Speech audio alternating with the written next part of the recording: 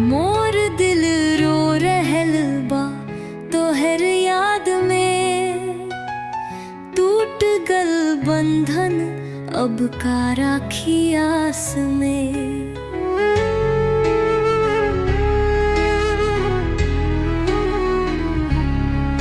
बिना बात वाले कर लूं कसम से तोहर जिंदगी लागे सुनना हर बात अब बेकार। सपना में हर रात आवेलू तू,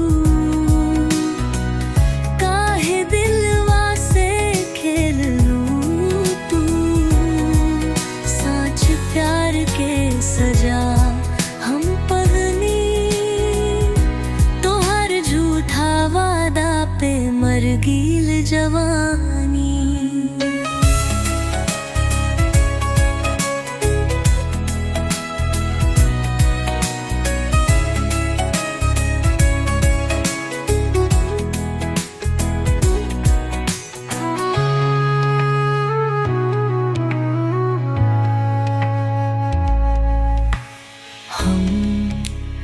तोहरा के जान समझनी, हर सांस में तो के पहचान समझनी।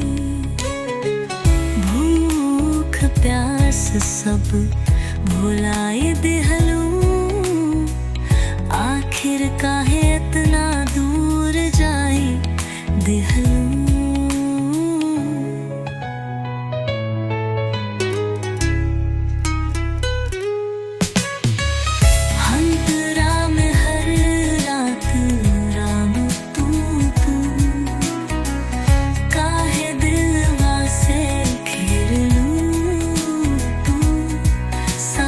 प्यार के सजा हम पवनी, तोहर झूठा राधा पे मर गईल जवानी।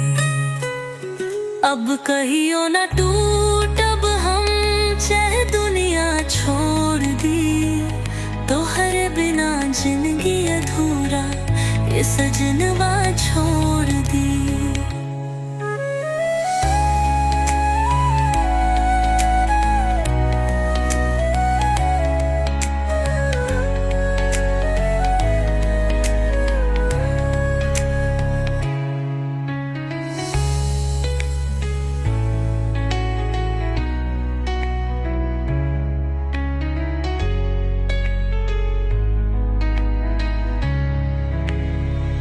अब कहियो न टूटब हम चाहे दुनिया छोड़ दी, तोहरे बिना जिंदगी अधूरा ये सजनवा छोड़ दी।